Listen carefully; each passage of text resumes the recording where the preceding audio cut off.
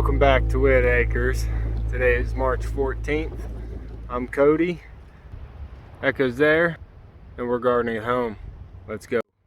So as you can see behind me and from the B-roll in the beginning of the video, we are amending soil today. And I'm amending my garden and my squash mound.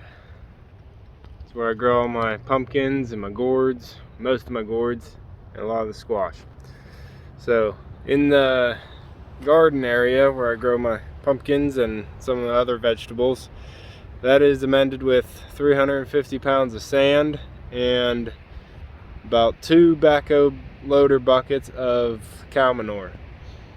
It should be a little bit composted down some more, but I'm going to use it now and hopefully it works. So you can see the sand spread out through there over top of my ground cover I planted in the fall. And then I got the cow manure spread out as best I can with the backhoe. And I gotta do the rest by hand now. So the ground cover, the sand, and the cow manure will all get rototilled in, turned over a couple times until all broken up and blended together. The squash mound got tipped off. It was all a bunch of old dirt that we've used from other projects and just dumped here to utilize it somewhere else. So what I'm doing this year is we took the top peak off and dumped it over the back because it's just pretty much rough, heavy clay and stone. And then we tipped out some manure all the way down the top of it. So what I'm going to do is rake that out, get a nice coverage of manure over the top, and that's just going to keep seeping down into the soil, giving my plants and my squash and pumpkins nutrients the whole time. Also, I'll be growing watermelons, mainly in this section here. I grow my watermelons.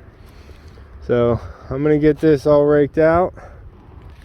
I won't be tilling the mound, but what I'm going to be doing is planting probably about 20 different squash and gourds out here, maybe even more.